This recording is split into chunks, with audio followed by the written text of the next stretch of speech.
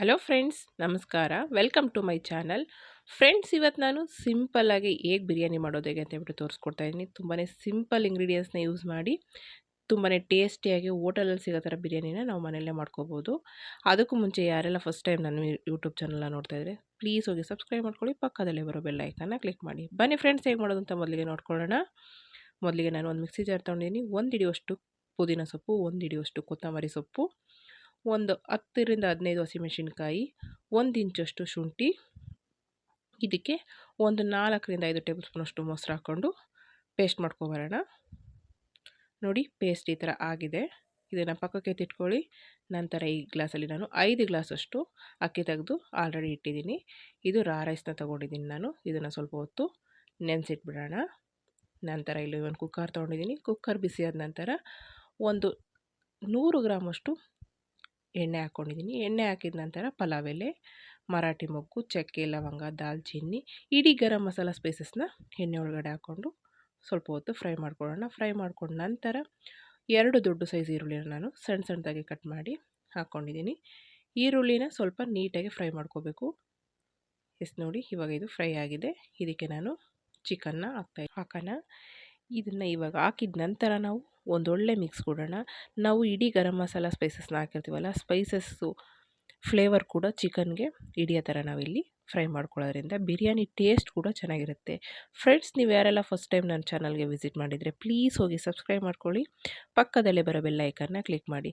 ನೀವು bell ಐಕನ್ನ click ಮಾಡೋದ್ರಿಂದ ನನ್ನ ಹೊಸ ವಿಡಿಯೋ ನೋಟಿಫಿಕೇಷನ್ ತಕ್ಷಣ ನಿಮಗೆ ಸಿಗುತ್ತೆ, ನೀವೇ ಮೊದಲು ನೋಡ್ಬೋದು. ವಿಡಿಯೋ ಇಷ್ಟ ಆದರೆ ಲೈಕ್ ಮಾಡಿ ಫ್ರೆಂಡ್ಸ್. ಈಗ ನಾನು ಇದಕ್ಕೆ ರುಚಿಗೆ ತಕ್ಕಷ್ಟು ಉಪ್ಪನ್ನ ಸೇರಿಸ್ತಾ ಇದ್ದೀನಿ. ಎಣ್ಣೆ ಒಳಗಡೆ ಸ್ವಲ್ಪ ಹೊತ್ತು ಫ್ರೈ ಮಾಡಿದ ನಂತರ ನಾವಿಲ್ಲಿ ಉಪ್ಪನ್ನ ಹಾಕ್ಕೊಂಡಿದ್ದೀನಿ. ಉಪ್ಪು ಹಾಕಿದ ನಂತರ ಒಂದೊಳ್ಳೆ ಮಿಕ್ಸ್ ಕೊಡಿ. ಉಪ್ಪು ಕೂಡ ಚಿಕನ್ಗೆ ಹಿಡಿಯೋವರೆಗೂ ನಾವು ಸ್ವಲ್ಪ ಹೊತ್ತು ಈ ಥರ ಫ್ರೈ ಮಾಡ್ಕೋಬೇಕು, ಇಲ್ಲಾಂದರೆ ಸಪ್ಪೆ ಸಪ್ಪೆ ಆಗಿಬಿಡುತ್ತೆ ಪೀಸಸ್ ಎಲ್ಲನ. ಈಗ ನಾನು 1 ಟೇಬಲ್ ಸ್ಪೂನಷ್ಟು ಅರಿಶಿನದ ಪುಡಿ ಹಾಕಿ ಒಂದೊಳ್ಳೆ ಮಿಕ್ಸ್ ಕೊಡೋಣ.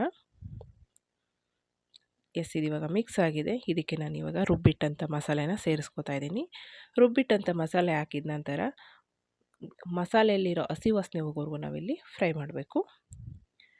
ಈಗ ಒಂದೊಳ್ಳೆ ಮಿಕ್ಸ್ ಕೊಡಿ. ಈ ಥರ ಮಸಾಲೆ ಕುದಿ ಬರೋವರೆಗೂ ನಾವು ವೆಯ್ಟ್ ಮಾಡೋಣ. ನೋಡಿ, ಇದು ಇವಾಗ ನೀಟಾಗಿ ಮಿಕ್ಸ್ ಆಗಿದೆ, ಕುದಿ ಬಂದಿದೆ. ಇಲ್ಲಿ ನಾನು ತೇಜು ಅವ್ರದ್ದು ಚಿಕನ್ ಮಸಾಲನ ತೊಗೊಂಡಿದ್ದೀನಿ. ಇದು ಎಲ್ಲ ಕಡೆಯೂ ಸಿಗುತ್ತೆ. 1 ಪ್ಯಾಕ್ ಪೂರ್ತಿಯಾಗಿ ನಾನು ಇಲ್ಲಿ ಒಂದು 2 ಟೇಬಲ್ ಸ್ಪೂನಷ್ಟು ಇದರಲ್ಲಿ ಚಿಕನ್ ಮಸಾಲ ಇರುತ್ತೆ. ಮಸಾಲೆ ಎಲ್ಲ ಹಾಕಿದ ನಂತರ ನಾವು ಒಂದೊಳ್ಳೆ ಮಿಕ್ಸ್ ಕೊಡೋಣ.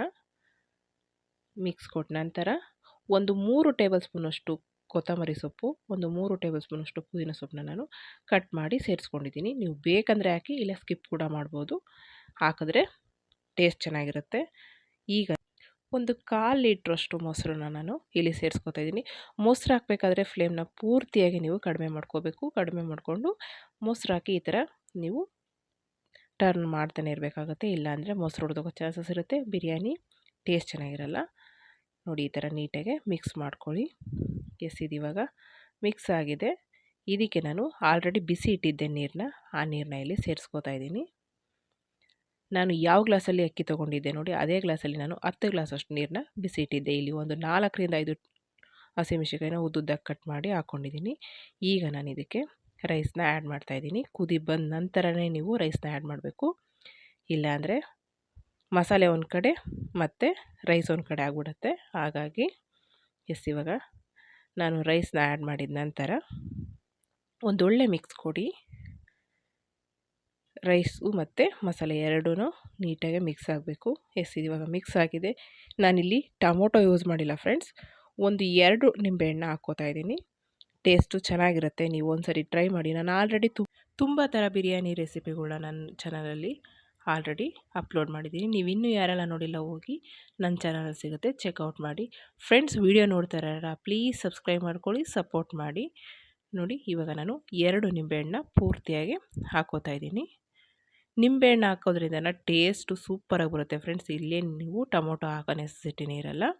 ಈಗ ನಿಂಬೆಹಣ್ಣು ಹಾಕಿದ ನಂತರ ಒಂದೊಳ್ಳೆ ಮಿಕ್ಸ್ ಕೊಡಿ. ನಾವು ಮೊಸರು ಮತ್ತು ನಿಂಬೆಹಣ್ಣು ಹಾಕೋದ್ರಿಂದ ಟೇಸ್ಟು ಊಟದಲ್ಲಿ ತಿನ್ನೋ ಥರನೇ ಇರುತ್ತೆ. ಈಗ ನಾನು ಸ್ವಲ್ಪ ಹೊತ್ತು ಲಿಡ್ನ ಕ್ಲೋಸ್ ಮಾಡಿ ಒಂದು 50% ರೈಸ್ ಕುಕ್ ಆಗೋವರೆಗೂ ಕುದಿಸ್ಕೊಂಡಿದ್ದೀನಿ.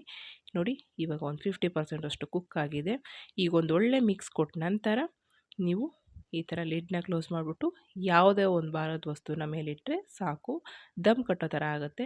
ಈಗ ನಾನು ನಿಮಗೆ ಓಪನ್ ಮಾಡಿ ತೋರಿಸ್ತಾ ಇದ್ದೀನಿ. ನೋಡಿ ಎಷ್ಟು ಕಲರ್ಫುಲ್ಲಾಗೆ ಎಷ್ಟು ಸೂಪರಾಗಿ ಬಂದಿದೆ ಅಂತ ಹೇಳ್ಬಿಟ್ಟು. ಅನ್ನ ಕೂಡ ಉದುರುದ್ರ ಹಾಗೆ ಬಂದಿದೆ ನೋಡ್ಬೋದು. ನಿಮಗೆ ಇದೇ ಥರ ರೆಸಿಪಿಗಳು ಬೇಕಾದರೆ ಕಮೆಂಟ್ ಮಾಡಿ. ನೋಡ್ಬೋದು ನೀವು ತುಂಬಾ ಸಿಂಪಲ್ಲಾಗೆ ಬಿರಿಯಾನಿ ರೆಡಿಯಾಗಿದೆ. ತುಂಬ ಏನು ಜಾಸ್ತಿ ಇಂಗ್ರೀಡಿಯೆಂಟ್ಸ್ನ ಯೂಸ್ ಮಾಡಬೇಕು ಅನ್ನೋ ನೆಸೆಸಿಟಿ ಇಲ್ಲ. ಇಲ್ಲಿ ನಾನು ಕಡಿಮೆ ಇಂಗ್ರೀಡಿಯೆಂಟ್ಸ್ನ ಯೂಸ್ ಮಾಡಿ ಹೇಗೆ ಬಿರಿಯಾನಿ ಮಾಡೋದಂತೂ ತೋರಿಸ್ಕೊಟ್ಟಿದ್ದೀನಿ. ನಾನಿಲ್ಲಿ ಚಿಕನ್ ತವಾ ಫ್ರೈ ಜೊತೆ ಸರ್ವ್ ಮಾಡ್ತಾಯಿದ್ದೀನಿ. ನಿಮಗೆ ಮೊಸರು ಬಜ್ಜಿ ಬೇಕಂದರೆ ಮಾಡ್ಕೋಬೋದು, ಇಲ್ಲೇನು ಮೊಸರು ಬಜ್ಜಿ ಅವಶ್ಯಕತೆ ಇರಲ್ಲ. ಚಿಕನ್ ತವಾ ಫ್ರೈ ಜೊತೆ ಬಿರಿಯಾನಿ ಸೂಪರ್ ಕಾಂಬಿನೇಷನ್ ಆಗಿರುತ್ತೆ ನೋಡ್ಬೋದು. ಬ್ಯಾಚುಲರ್ಸ್ ಎಲ್ಲನ ಈಸಿಯಾಗಿ ಮಾಡ್ಕೋಬೋದಾದಂಥ ರೆಸಿಪಿ ಇದು. Thank you friends, thank you for watching.